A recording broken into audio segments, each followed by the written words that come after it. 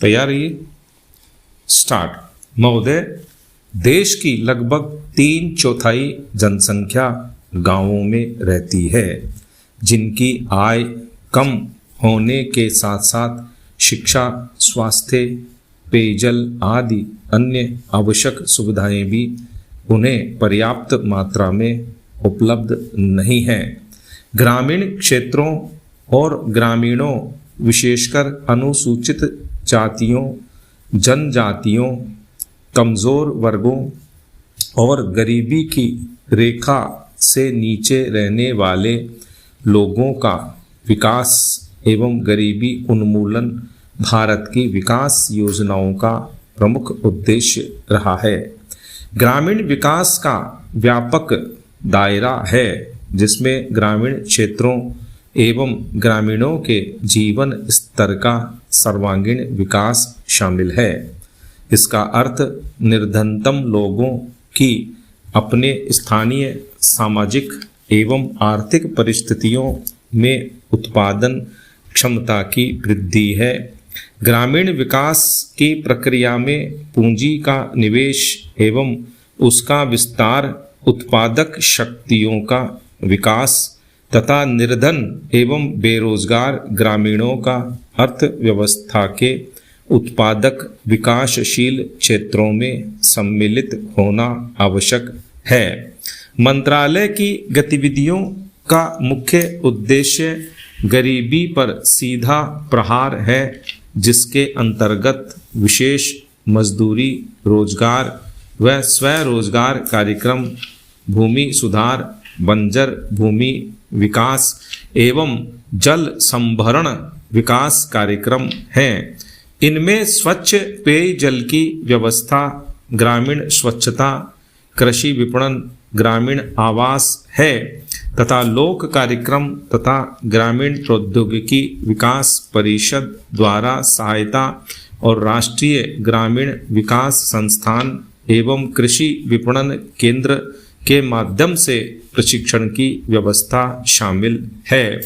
गरीबी उन्मूलन के प्रयासों का महत्व इसकी योजनाओं के आवंटन में वृद्धि को बताता है।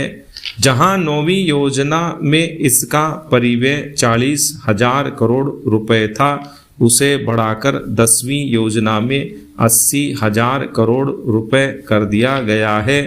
इस बढ़े हुए परिव्यय के साथ साथ जैसा कि पंचायती राज संस्थाओं से संबंधित महत्वपूर्ण संविधान अधिनियम 1992 में बताया गया है, लोगों की कार्यक्रमों में बेहतर भागीदारी प्राप्त होगी, जिससे निर्धन ग्रामीणों के जीवन स्तर में सुधार लाने के प्रयास को नई दिशा प्राप्त होगी।